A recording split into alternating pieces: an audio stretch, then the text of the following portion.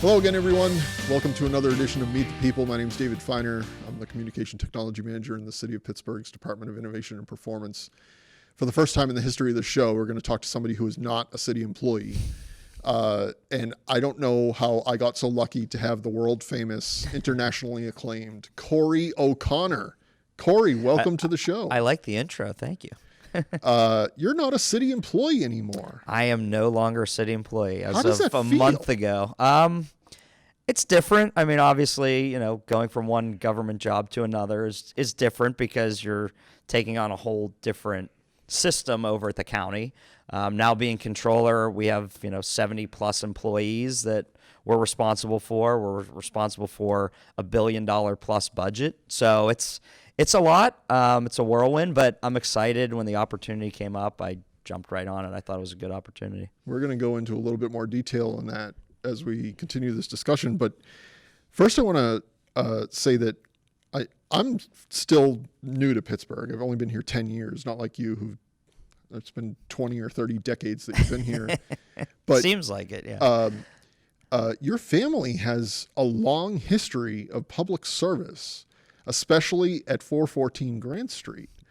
The first day you went to your new job, did you take a left when you should have taken a right by mistake? And took me a while to figure out where to park. So, as a council member, we have a paid spot. So as I was driving, it's only right next door. So I went down the street and realized I couldn't park there anymore. Right. So I drove around, figured out what everybody complains about parking in downtown Pittsburgh. So I did figure out where county employees park finally. But yeah, it was different. I mean, your brain tells you to walk in here because I've been doing it for almost 12 years, and growing up in the council chambers and the mayor's office, it was something very special, but it's also nice to branch out and help more people countywide now. So it's good. It's a transition, but I like it. So let's talk about, let's go back into the past first. Let's talk about your past. Like you said, you were on council for 12 years. What are you most proud of in your time in council in District 5? Yeah, I mean, there's a lot. I think, when it comes to economic development, Hazelwood Green, a site that nothing was really happening, put in $80 million from a TIF. I think it was my second year here. And now you see that development going crazy. I mean, it's a worldwide development. There's people coming. I mean, presidents have spoken there multiple times. But it's not only that, it's that we didn't leave the people of Hazelwood out. So you see development throughout the community, which I think is very important to me, because our whole goal was, look, we don't care who comes in as long as our residents are part of it. And they have been. And we've started new companies. We've ensured that if you live in Hazelwood now, you can live there 20 years from now. So we've done rental assistance. We've done home ownership programs. So that was a huge thing when it came to economic development. Also, Squirrel Hill, we did our first 2 affordable housing properties where, I like it in Pittsburgh where you say things used to be. So where Pole Eyes used to be, we now have 2 great developments. One's going to be complete next spring. Greenfield area started a whole new organization. Lincoln Place got a deck hockey facility up there. Swisshelm Park, where I live, we're going to see the first solar farm in the city of Pittsburgh. And growing Frick Park down there, I think, is great. Regent Square finally got some love and care with some of their streets. So you can go to almost every neighborhood and see that we've done something. And I think that's really important. When you were on council, from a meeting standpoint, you were, for as long as I've been here, you were always the first one in the room. Yeah. So you were always sitting there. You were always reading the agenda and getting ready for the meeting. What are you going to miss most about the weekly or twice a week or 3 times a week meetings with City Council? I think the unexpected, and I remember introducing a bill thinking, oh, this is going to be simple. I've talked to all members. Nobody's going to ask a question. Well, turns out that somebody thought of something before the final vote, and now there's a 40-minute conversation. So I think things like that always throw you for a loop. But it also taught me that you can prepare as much as you think you are for a meeting, and it turns on a dime. Mm-hmm. And in this job that I have now, or even on council, you're not always the expert. But when you go out and talk to residents, you have to know, hey, this pothole on this street is planned to be fixed. Oh, wait, we didn't report that yet. And I think that was the challenge, but the fun part of the job. Wherever you are, you're going to be asked a question that you may or may not know, but it shows the residents that you're prepared because you know who to call to assist them as best you can. And we tried to do that as much as we could. I mean, you're never always going to get somebody's street paved. Mm-hmm. You're never always going to get a playground each and every year in the budget, but you put out good requests and hope that those things happen. I will say, legislative-wise, I think, paid sick leave was probably the biggest one. Went to the PA Supreme Court and won. So every resident in the city of Pittsburgh has a right to sick leave. Then the county copied our legislation, and now it's countywide. So bills like that really go a long way in making a difference. Obviously, stance on guns after, the tragedy that we all went through. But I think those are bills that will be in the history books here forever. And hopefully people go back and say that was the right thing to do at the time, because that's how you have to legislate. And that's how I always did. I thought, am I going to get somebody to argue with me? Yes, that's fine. You're going to have a difference of opinion. But are we shifting the needle enough to help people? And that's what our goal always was. I'm not trying to butter you up with what I'm about to say, but it's what it's going to sound like that. My career, I have worked around politicians, but never with politicians. So I never worked in politics. From the first day I arrived in the city county building, you were approachable, available. The things I remember are not the bills you introduced or signed, but things like letting my son sit at your desk and feeding him animal crackers. You have, and my entire family my wife's family, who's been here for 117 years or something, that they, when they saw you, you knew who they were, or knew who they are. They're not, knew who they are. Yeah, I got it. You might want to edit that part before they say it. No, that's fine. Yeah, they won't. They're not going to watch this. Yeah. Have you always been just a nice guy who is available and approachable? Yeah, I mean, I think, growing up in my family, we've always done that. My mom's house, and I probably shouldn't say this, but I said it on national TV once. It was like the door's always open. Everybody knows where the key is. That's what we're all about. I've always been that way. Even, the new job, we are separated on 3 different floors, and we have workers actually in this building as well. Try to go to all their offices just to say hello. Mm-hmm. I think, and my degree's in elementary ed, so I loved when kids would come to city council, as you mentioned. Let them sit in your chair. Let them talk on the microphone. The fun part was when kids would walk the hall, I'd bring them into the office, have them sit in my official council chair, and we would prank call grandma or grandpa. You did and that with, say, yeah. And I would say, hey, Mrs. Smith, whatever her name would be, your grandson here is causing a ruckus. We have to call security, blah, blah. And some of the parents would be like, oh my goodness, should I call his parents? I'm like, no, it's okay. And you would get a laugh out of it. But I think that's our job. I mean, we represent the people. And if you're not approachable in this job, you're doing something wrong. And I don't mind if people come up and say, hey, look, I had a difference of opinion with you. That's fine. Hey, we're allowed to do that. That's politics. That's life. We get it. But at least they know that they can approach me. And I like that. Like, I like walking to the farmer's market in Squirrel Hill on a Sunday, and it might be the same 5 people that ask me the same 5 questions, but you're at least out there talking and you're visible. I think too many times people spend behind the desk, and I never got the sense that you actually solve problems behind the desk.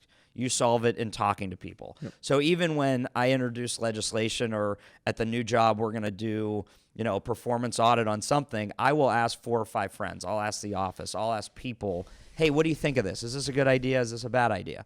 Do some people take your ideas because you say it so much? Yeah, but so what? Something got accomplished. And I think I was never big on the glory of I did it. And whenever I talk, it's always we did it, or, I'm working with them. And I think it's not the individual that gets it accomplished. It's the coalition that does. And I like being able to be out in front of everybody. I think on city council, it was it was fun for me a lot of the times.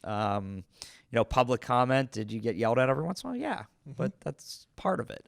I think it was good that I did like being the first one there because you got to meet people in the audience, and they think it's great just to have that connection. Whether they remember it or they know who you are at the end of the day, at least you went out of your way to say hi to somebody. So two things out of all of what you just said. I think you like working with children because you're on the same eye level as them. Is that fair? Yes, that's probably true. Yes, there is, just so you know, because I know you're going to probably make this joke, the seat that I got at the controller's office, I actually didn't take the actual office because the desk was too high. So I sat with the interns in the middle. They have a lower desk, so I feel a little taller. Like the kids' table on Thanksgiving. Exactly. I sit at the kids' table, yeah. That's it's more great. fun. It's more fun. You actually called my mother-in-law, and you said to her something like, Theo's in my office, and he's causing a lot of destruction, and she was actually concerned. Yeah, she thought you were being serious, so that was very much fun on my part. But it's fun. I think if you don't have fun in this job, I mean, when I was at Alcosan, we came up with an idea to put somebody in a dunk tank. Oh, okay, of course it's me. Yep. But that's what you have to do. You have to be normal. I mean, we're regular people. If you don't act that way, you're in the wrong business. We asked you to do a promo 3 or 4 or 5 years ago where I said, I remember that. I said, just act like the mayor in Blazing Saddles. I do remember that. And you didn't even ask any questions. You just said, when do we do this? Yeah, right. Yeah. It's fun. I think that's the fun part of it.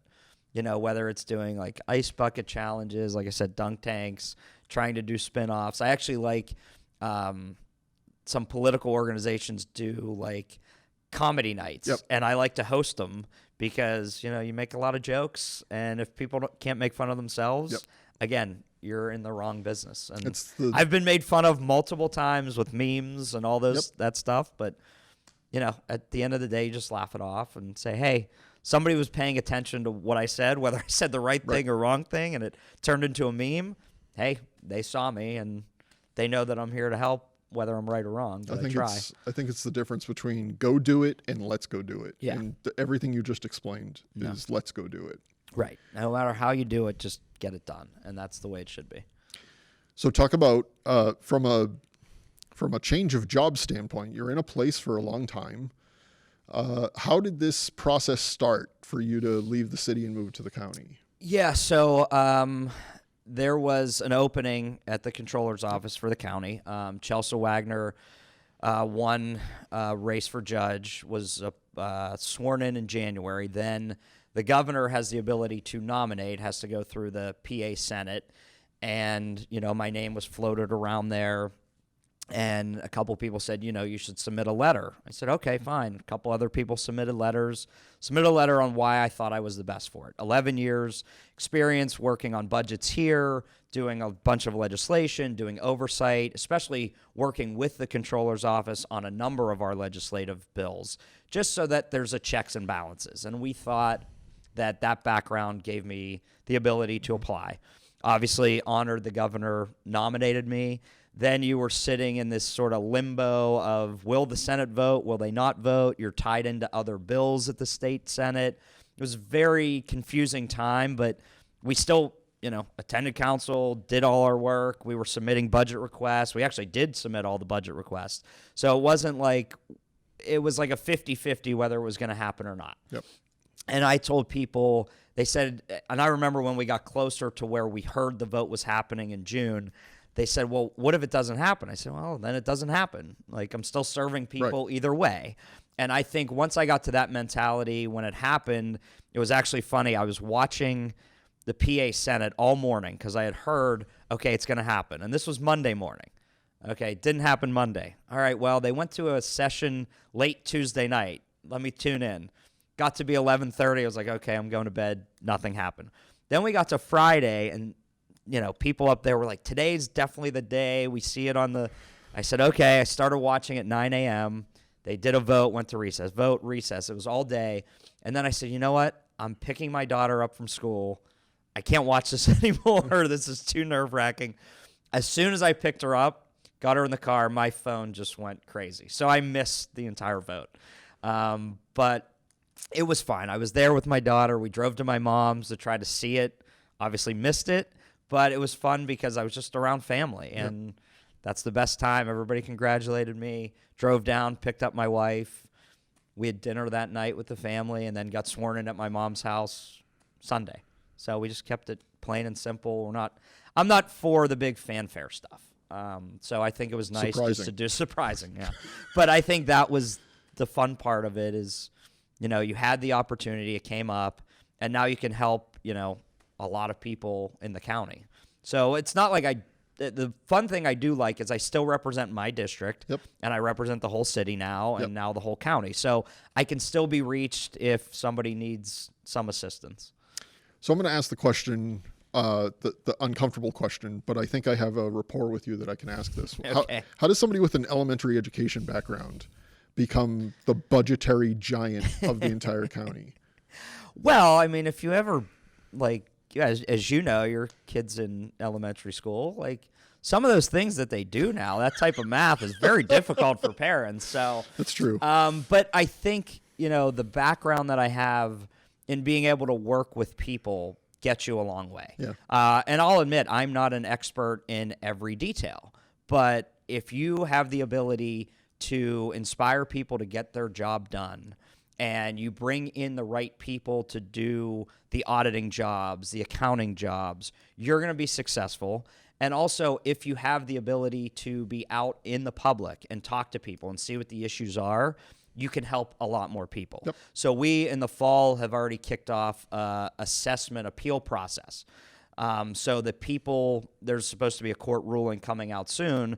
If you want to fight your appeal, how do you do that? Yep. And who can offer you that assistance? So we're bringing experts to the table to get them to the individuals. It's the same as on city council. I physically was not allowed to fix a pothole, but I knew who to call to fix it. Right. And I think if you're that go-between, you get a lot accomplished for a lot of people. Was your last day on council, well, you had already been sworn in as county controller, but your last day in a council meeting was the pomp and circumstance you didn't want. Yeah, I did not want it. So we're talking proclamation, speech after speech after speech, telling you how great you are. It sounded like a eulogy instead of a goodbye. Yeah, it was hard for me to say. I mean, it was honor to do it. And everybody, if you're awarded a proclamation, it's a tremendous honor. But I actually said we should go to a bar, and then my colleagues, we can all roast each other. Yeah. Because a lot of people don't realize I was at one point one of 9 people in the whole city. The mayor's one of, 350 plus thousand. We are one of 9 that make these life-changing decisions for a lot of people. So you experience a lot with each other that other people will never understand that experience. And that's why I thought, it was fun to go through the proclamation, but I also thought it'd be more fun to go to somebody's house, have some drinks, and tell funny stories, because we have a lot of them. Are you old enough for drinks? So I did get carded the other day, Of but course. Yeah, it was fine. Actually, wandering first day at county controller's office, one of the security guards stopped and asked if I was okay to be walking around by myself. Yeah. I was just wandering off. I was wandering off the tour, kind of. I think your staff should put one of those kid leashes on you, and just have They'd you never wearing the be able to harness. get me to go anywhere. I'd just be getting dragged all over the place. The problem is, I just go when I get started. I'm just all over the place. The good news I about just go having a everywhere. leash is you could have one that fits you and your daughter. And the 2 dogs. Yeah, That's true. Save money. Yeah. Okay, so you've been in the job a little over a month. How? I know you're excited and happy and glad you made this jump, but how has the job been going since you started? Yeah, it's been good. I mean, at this point, we've been to 35 boroughs for either community events or their borough council meetings. We've done, I want to say maybe 15 at least city neighborhoods that I didn't represent before. So we're trying to be out there, be visible, know that if you need something, call the controller's office. I do like, meeting the individuals that work there. We have a good group, talking to them, just being upfront, and, one of the employees has an issue, come talk to me. And that's why I do like sitting in the middle and being around everybody is I'm accessible. And I think that's better. I I would go, and you could ask my staff, you probably know this, I would be crazy if I sat in a room by myself. If I'm on the phone, that's one thing, but I have to be around the action of what's going on. So that's been good. We did some juvenile justice reform. We're doing audits on LRTAs and TIFs, making sure prevailing wage is being paid. I now have a seat at the jail board, so interested in looking at some reforms down there. Obviously, we see a lot of reports there. So I think there's a lot of good things that you can accomplish. And knowing my personality, I'm not going to be a gotcha person where I yell and scream. I think, somebody like that, are they fit for any role? Yeah, they are, but do they actually accomplish a lot? And I think for me, the controller's office is, I found a problem. Go to whatever that department is. Hey, how do we solve this? Okay, you have your suggestions, I have mine. What's the middle so that we can save taxpayers money? And that's the ultimate goal, is where we can achieve a balance for the taxpayers, but also where we can all work hand in hand, where I'm not going to stand on Grant Street and yell and scream about something. If I find a report that's bad, will we release it? Yeah, but we'll also say we're working to solve it. And I think that's a good role for me, and that's why when this opportunity came up, it was a good opportunity. Do you I know you're filling out a term, and you have to run for the office in, I think, a year. Yeah, approximately a year. May, yeah. Oh, less than a year. Less 8 months. than a year, yes. Do you have a 5-year plan, a 10-year plan, or do you have a 6-month plan? So I think I come from a unique background where, it's family oriented, obviously. Every day is different, and you never know. So I think electeds that have my trajectory is to do this in 10 years, you're going to be wrong, because the world changes, you change, politics changes. So for me, it's obviously fighting to get reelected next May. But even when I do, I'm not going to stop, or hopefully I do, I'm not going to stop going to these events because that's the fun part of the job. Every Saturday and Sunday, I don't know if my wife and baby like it, but we go to 7 events. We get in and out of the car 3 or 4 times. We try to do community events. Like one was Goat Fest, so baby got to see some goats. We missed you at Goat Fest? Yeah, I was at Goat Fest. Yeah, I was at Goat Fest. Yeah, it was good. It was a good time. Got to see some goats. Had a fun time. But I think you can't have a plan because it changes. Yep. And knowing, what my dad went through, one day as mayor, unfortunately next day something happens.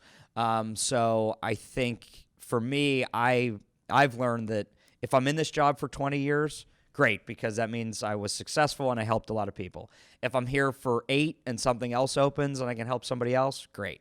But I don't have these goals, and I mean, everybody's ambitious, but if I said to you tomorrow, I want to be this, it's going to change 20 times, not even based on my ability. Right. It's the world around you. What was your, when you got elected to city council, did you have a 10-year plan at that point, and you learned not to have a 10-year plan?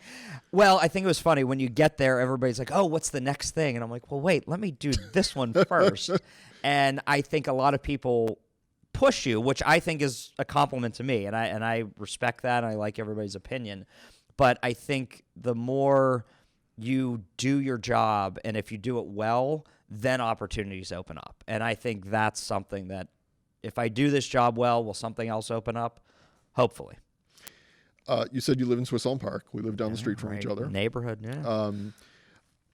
Is the new O'Connor compound going to be constructed, or are you staying in the neighborhood? I am in the neighborhood. There is a long-term plan. So my mom grew up in her house. Okay. So she was born and raised. So it has to be a family house. My sister, obviously, she lives in Swissville, but she has a home, and she has 3 daughters that are in their 20s now. My brother, being a priest, has a parish, so he comes home a couple days a week. So eventually the plan will be that we would take over my mom's house, so it's always going to be in the family, and then who knows after us? Will our daughter do it? I don't know, but that's where we'd be. Will your Swiss Elm Park home become the Corey O'Connor Museum? I don't think so. Red ropes, guided tours. I do not think so. Now, if you walk in the house, there is just toys everywhere, dogs running wild. So yeah, sounds like a normal been fun. house. Yeah, normal house. It's fine. Yeah, the basement's a nightmare, but it's good. It's fun. All right. I really like it. I think it's a great neighborhood. It's quiet. Neighbors are fun. We did a block party this summer.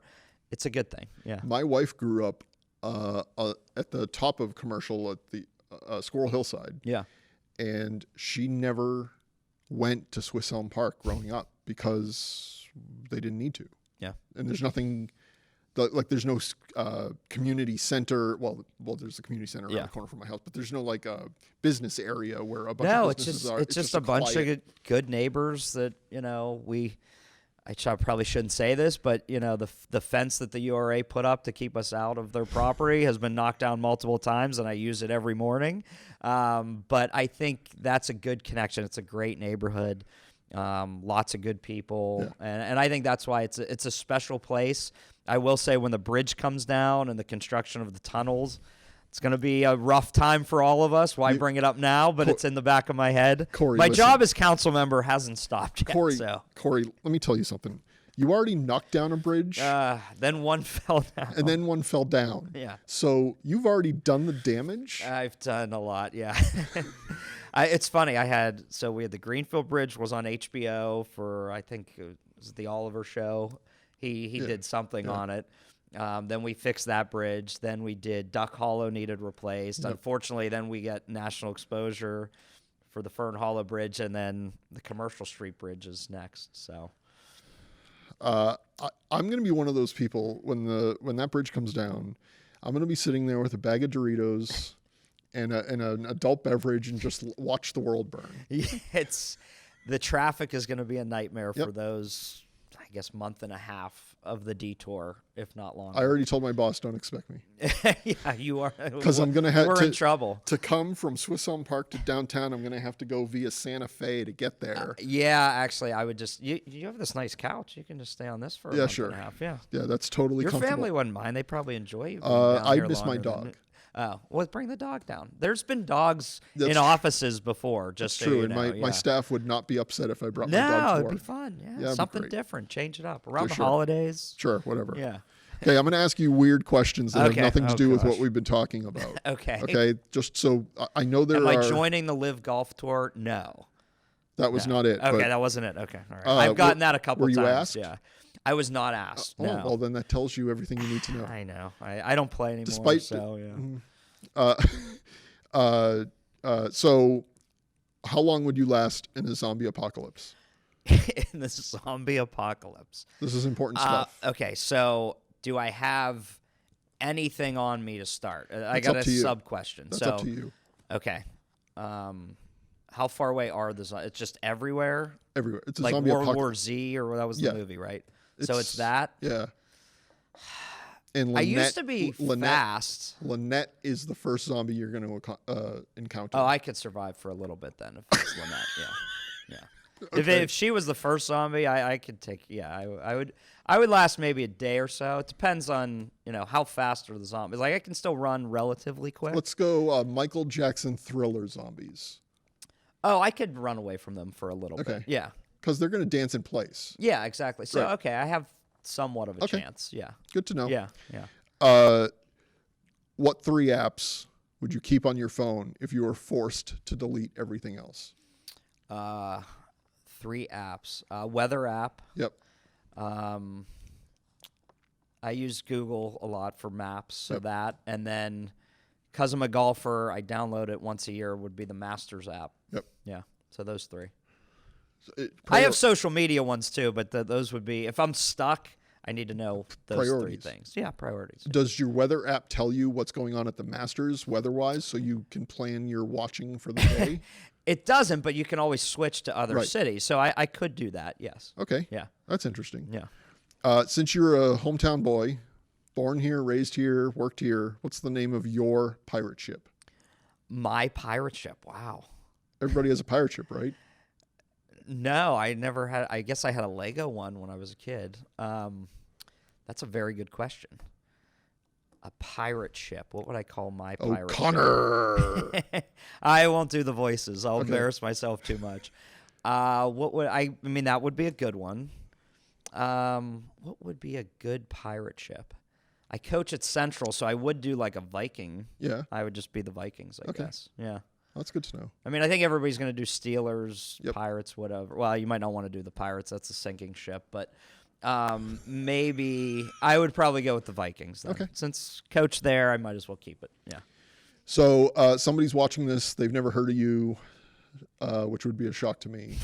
They've never heard of you. They don't know who you are and what you're doing now, and they want information about the county controller's office. How can they contact you or your office? So we're on social media. Most people in the city have my personal cell phone, but I probably shouldn't give it out. Yeah, everybody does. It's probably just going to run on the bottom right now. So we're there so early still that I do not have my email set up yet. Okay. But there is Allegheny Controller, Allegheny County Controller. You can find us on the internet. Yep. There's a number of ways that they can communicate with us via telephone, emails. Again, we have social media. I still have my Twitter and Facebook accounts, things like that we're not getting rid of. A bunch of people have reached me through that already. Okay. Yeah.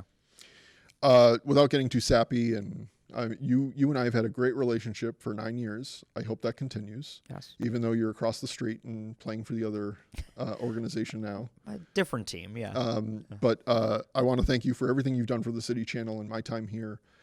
You've been a great friend to us. I don't have any qualms about you stopping being a good friend to us. So yeah, no, thank you guys. I would say, you guys, once you got in charge, it's really changed because there's programming that we don't have. Like this conversation is great. I think more and more of these things go a long way. Your social media presence, retweeting the apps, not only the apps, but the meeting times. I think actually what you guys were able to accomplish through COVID was great. I mean, for me, where I was, obviously everybody said put your camera on a lot more. I'm like, okay, you want to see me at home holding a 2-month-old baby? It's not entertaining.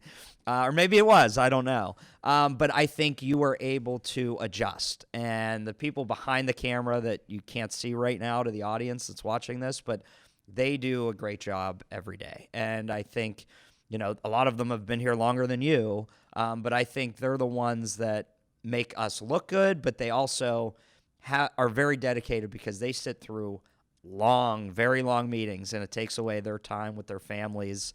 And I never forgot that. I think that's a duty that you guys deserve a lot of credit for over the years. And even, I don't know, the sign language group that came on board through all those Zoom meetings as well. I think it's important that we have you. Without you, people wouldn't get this information. did we just join? Were we just becoming the first two members of the Mutual Admiration Society? I guess so, yes. We can get a pirate ship for I'm that. gonna make a loop of your comments just then and play it for my wife and say that somebody does like me. Somebody does, yes. You guys Okay. do very well. All right, Yes. Corey. No, thank you very much. Thank you. I really appreciate you taking the time to come on. No, even though you thanks don't a work lot. here anymore. Yeah, and I'm sure, the Red Sox will be okay at some point. And the Pirates. Maybe by the time your daughter is a grandparent, Oh, yikes! that'll be fun. Hopefully, yeah. Yeah. Well, they bought Wiggle whiskey, so maybe if they start drinking when they play, they'll do a lot better. I have no. You know, the idea. Red Sox. Can't hurt. A bunch of years ago, the Red Sox used to drink alcohol and eat fried chicken in the clubhouse. Maybe the Pirates should do that. Yeah, well, Wade Boggs set the tone. Yeah, that Was was. it 32 beers? Were you alive? No. I was alive for Wade Boggs. Yeah, he was good. Number 26. He was Yeah. great. No, actually, the Wade Boggs. I've heard the story multiple times, but then Always Sunny in Philadelphia did a Yeah. great Yeah, version of that where they tried to drink. I thought it was 32 beer. I forget what the number was. it was in a stupid amount. It was a ridiculous amount. And Danny DeVito got to like 6. It was a good episode. Yeah. I highly recommend it. Yes. All right. Yeah. To those of you watching, thank you for watching. We'll see you next time right here on Meet the People.